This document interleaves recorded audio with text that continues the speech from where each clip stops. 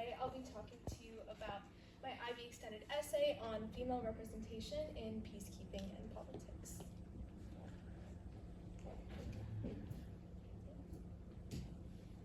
So my research question was, how does the evolution of female representation in peacekeeping and politics vary in Rwanda and Afghanistan despite similar past circumstances? Just to provide a brief introduction, my paper focused on the two fields of global politics and history, in particular looking at their intersection, making my paper what we call a world studies paper. I also looked at the theme of conflict, peace, and security, and the two political theories of liberalism and feminism. I also looked at female representation in two specific positions, peacekeeping positions, which are positions referring to providing security-related support in other conflicted areas. So these individuals typically travel and provide hands-on assistance. And then I also looked at political representation, which refers to political positions refer to elected bodies, typically implementing solutions from afar through legislation. And what I found was that both these positions tend to be male-dominated. In fact, peacekeeping positions tend to only have around 6.5% female representation, and there are only 28 countries in the world with female heads of government.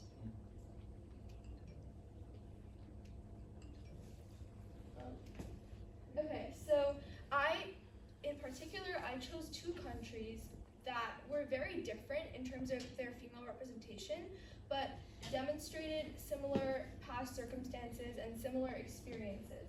So first I chose Rwanda, which has very high female representation, around 65% of its parliament is women.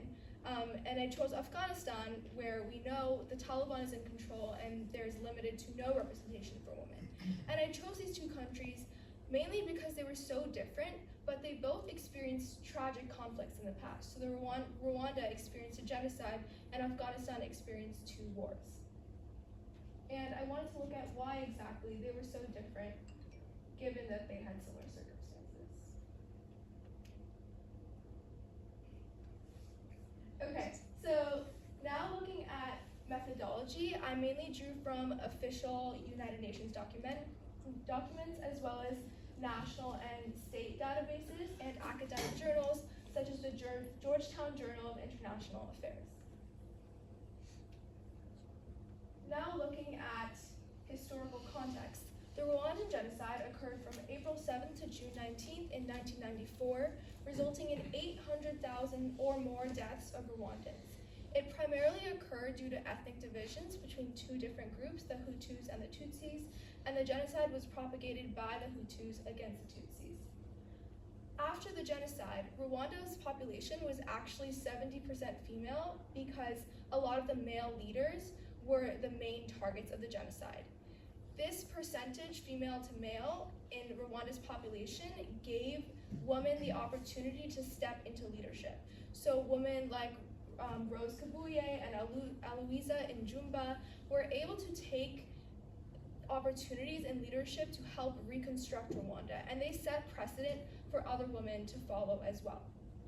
After the genocide, the government, also noticing this change in leadership, implemented a 30% minimum quota of women in their parliament, which then set the precedent for female representation to increase to 65% by 2015.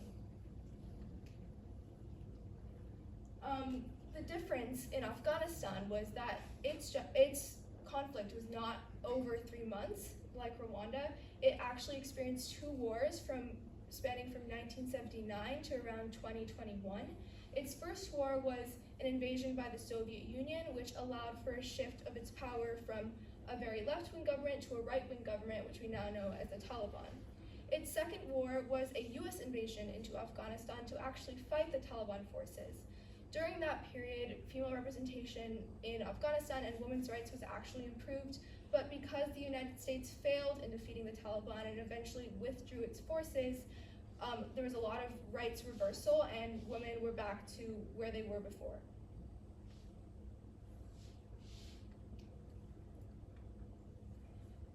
So now let's look at the two political theories that I observed, liberalism and feminism. As we can see, both liberalism nationalism and feminism were both adopted by Rwanda, but Afghanistan does not account for them at all. So I looked at how these two political theories played into the countries and their similarities and differences. Now looking at the current state of Rwanda, I first wanted to understand whether there was a genuine cultural shift within the country. Was it just because there were more women, that more women were taking leadership, or were Rwandan civilians actually open to putting women into leadership?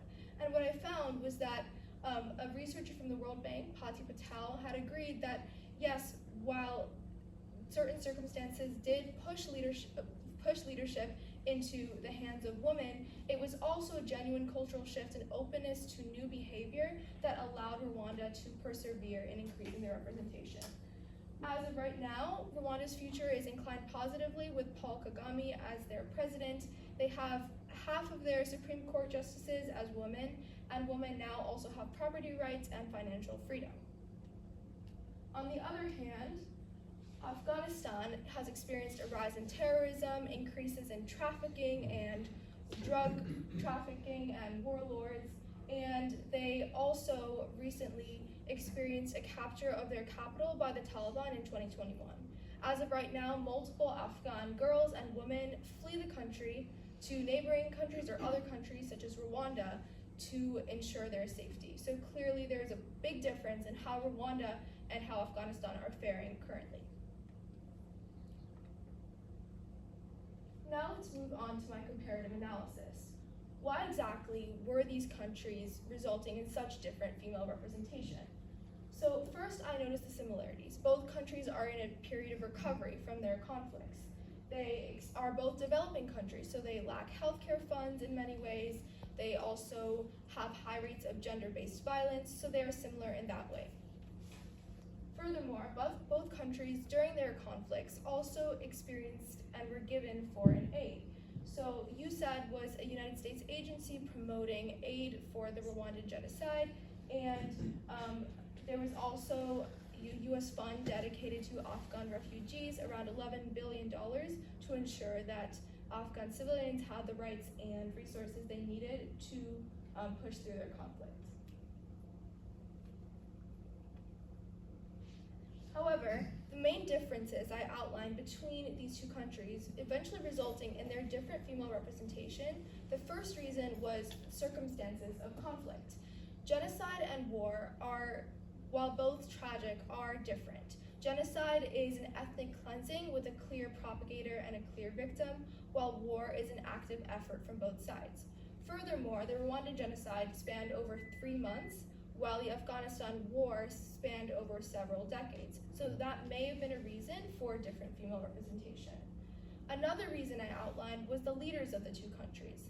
Paul Kagame is Rwanda's current president, and he came from a marginalized community. He was part of the Tutsi group, which was targeted during the genocide. So entering his presidency, he knew he wanted to put an emphasis on uplifting marginalized populations, whereas the Taliban puts its focus on oppressing marginalized populations. So the leaders of the country also play a big role in how female representation comes into play.